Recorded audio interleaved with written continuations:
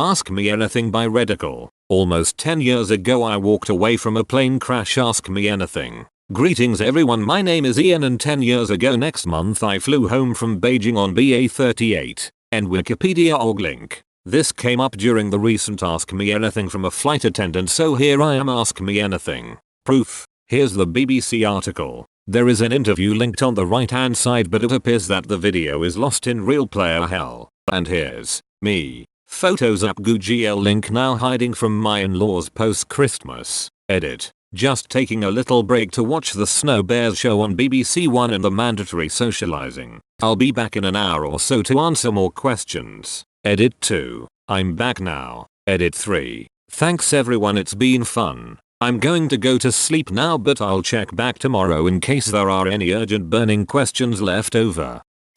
ATC checking in. I was 4 months into my training at Heathrow as a young trainee ATC when I walked back upstairs from a break and was greeted to the sight of the Boeing 777 coming over the fence and crashing. I probably had the best view of anyone of your near-death experience. Up in the tower at first we thought the pilot was being a smartass and trying to do a short landing to come off at one of the early exits. Then it dawned on the controller in charge of that runway that shit was about to get real. There's a good YouTube video of the ATC tape of my former colleague doing a fantastic job of coordinating the emergency. In it you will even hear the pilot calling the mayday and uses the incorrect call sign. He used the call sign BAUs in their simulator when they practice emergencies, so they literally went into autopilot mode. It actually was a blessing that the plane landed short of the runway and in the grass, which was soft from the perpetual English rain, as it's believed the runway surface may have caused a fire on impact. Having low amounts of jet fuel left in the tanks after a long flight also probably decreased the likelihood of fire. 10 years later, I have never seen anything like it in my career as an ATC, and I don't wish to. The whole tower staff on duty were deeply affected for days afterwards, but everyone involved from ATC, pilots, crew, ground staff, emergency services did an amazing job and turned a potential disaster into a very British plane crash which caused some minor disruption, some grumbling about delays, and was mostly forgotten by the media in a matter of days. How did it affect you afterwards? I see your sense of humor is still intact, but did you have any PTSD or similar? I'm sure I'm not alone as an ATC pilot that has dreams about crashes or emergencies, some of which are based on my memories of your crash. Thanks for doing this Ask Me Anything. You probably had it worse, as you could see how bad it was. I was listening to a show called What Goes Up Might Come Down. Look it up. It's an after-dinner speech by an ex-ATC man. Haha, I have listened to it. He's very good. The distinct lack of fireball and carnage, while good for everyone involved, actually took the world's attention away from the fact that a large passenger aircraft had crashed at one of the world's busiest airports. Everyone remembers Sully and his amazing landing, and I think it's a credit to pilots everywhere that these British Airways guys managed something as difficult as this, without any fatalities. The flying public really are in good hands. I believe some people hadn't even realized there had been in a plane crash. Glad you can look back on it with dry humor. Thanks again. I was so glad to hear there was no fatalities in this crash, mostly due to the pilot's expert crash landing. This is one of my favorite air crash investigations. Did you see the episode? The complexity of sequence of events that made the engines fail and the length the investigation teams went to try to reproduce the problem was good work all round. Edit. English. I didn't. Lots of people mentioned to me that they saw it, but I kinda knew the ending. Ducking spoilers.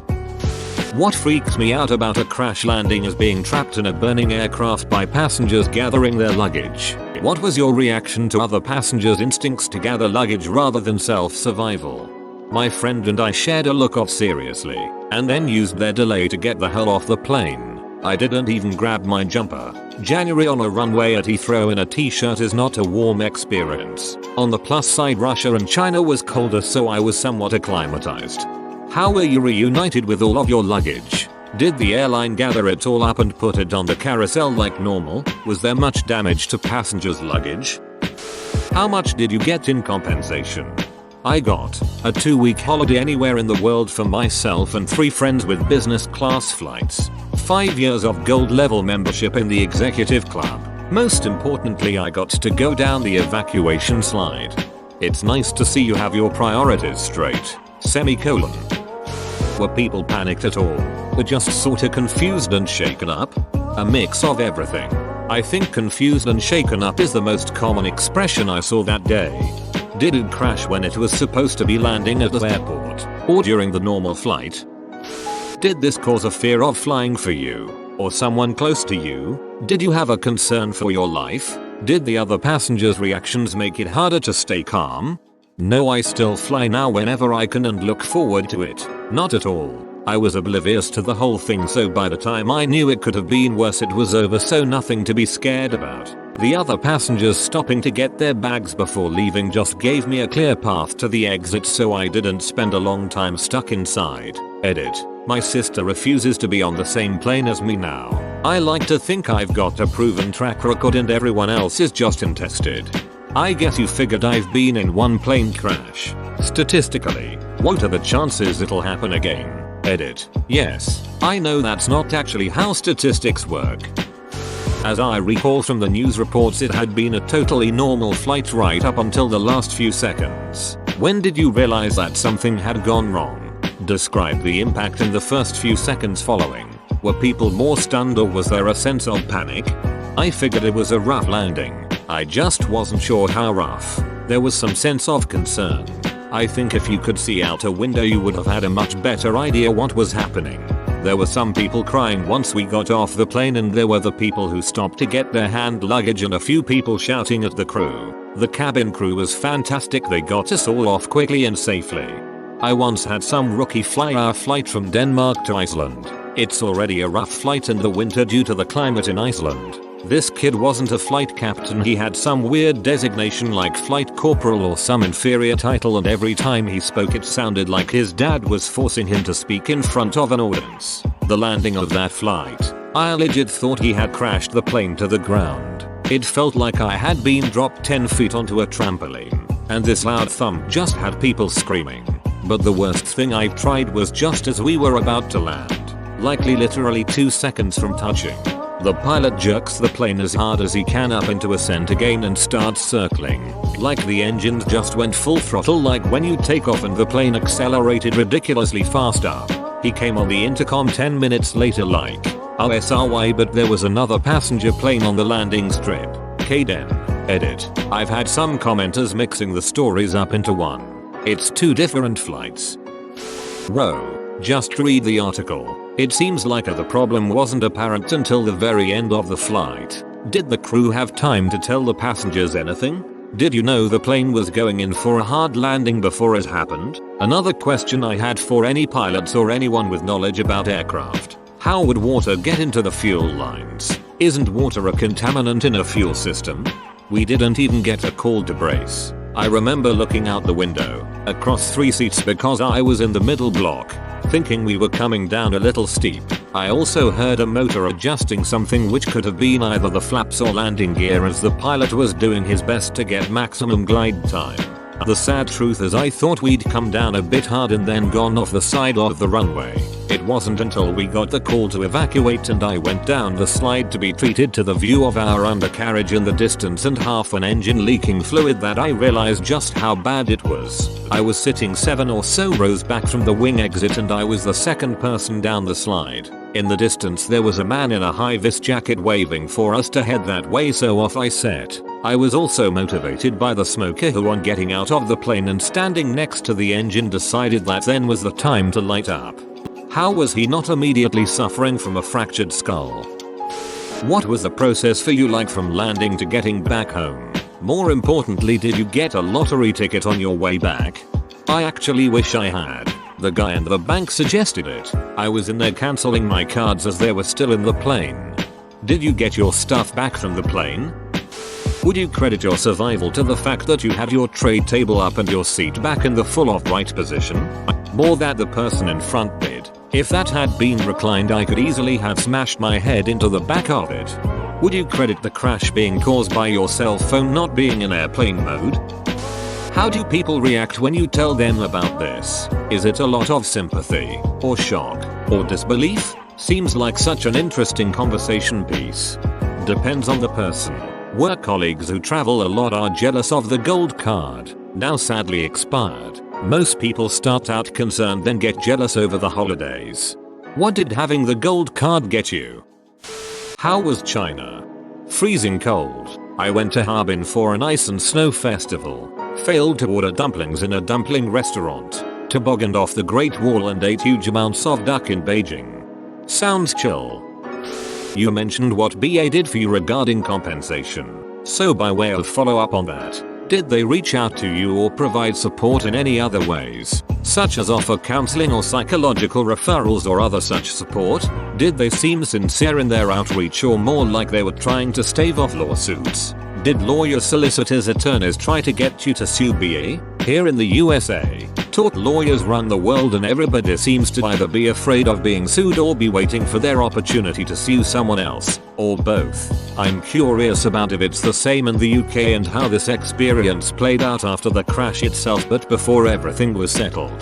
Tort lawyers. Hell, I got a traffic ticket last year, and 2 days later I had my mailbox stuffed with flyers from lawyers. Do you use this story to get bumped to first class? I wish. With me frequent flyer card I'm sure it appears whenever I check in. I once got bumped to business on a flight to Texas which was great. I was sitting there watching The Revenant and realized I had a massive grin on my face while Leo was being eaten by a bear. Must have been a little off-putting for anyone walking past.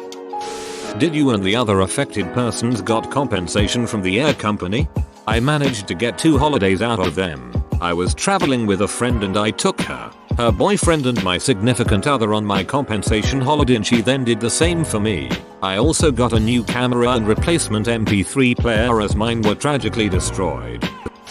Do you have an opinion of the 10 passengers that decided to file the lawsuit a year later for $1 million each? Were you ever contacted about it? I was asked to be a witness for Boeing though it never went that far that they needed me. I was perfectly happy with the compensation I received and while sure a big pile of money would have been nice I genuinely couldn't claim that it had such an effect on me that I would require that much money. What was your reaction to looking at the plane when you got out? Well bugger me. What's your favorite kind of soup? Tom yum with mushroom. Firstly, this is going to sound weird but this is one of my favorite crashes. I for one reason or another enjoy reading up on plane crashes and I've always enjoyed the story of this one. Anyway, my question is, what was your first thought after impact? Did you initially sense something was wrong or was there a sort of holy shit we just crashed moment? That was a rough landing. Did we go off the side of the runway? As it happens it's my favorite crash as well. Very glad you made it through that traumatic experience. Did it go in slow-mo for you crashing? How fast did it feel when you were falling? What were your thoughts when all of this was going on when you were going down? Are you more aware and safe how when you travel to fly? And lastly, did you see anyone overly panic or pass out through being scared or panic? Thanks. I always read the safety card and check where my exit is. And I do pay attention to the cabin crew when they do their safety briefing in case they sneak something new in I should know about. Spoiler alert. They haven't yet. I do this too. I figure it's like police or military training. By the time you use it, you just do it exactly as you've been told and run through your head hundreds of times. So glad you made it out okay. 3. When the plane was landing I assume you were sitting right. So does it hurt and how big is the impact to the insides of the aeroplane? For this one I have to assume it was about as gentle as it can be and still be a crash landing. I was sitting and wearing my seatbelt. The most pain was from my hand being flung forwards into the seat in front. How long were you kept in the airport afterwards? Did you need to be interviewed by anyone and how soon did the media try to get at you? It was a few hours to get processed past the police and immigration. After that we got jumped on by the BBC as we walked through the car park telling my friend's parents about it. I also got the local papers and the radio calling me from the next day. I'd love to know for sure where they got my contact details from. Facebook. What was the first thing your family said when you came back? I called in at my parents' house on my way home and my dad greeted me with "saw you on TV." My sister had to be sent home from work because she was panicking having seen the news. It was a bit pathetic on her part because she didn't actually know I was on that flight, she just assumed I was. My cat just looked at me expecting food. Aren't we all that cat? Did you get your carry-on and hold luggage back?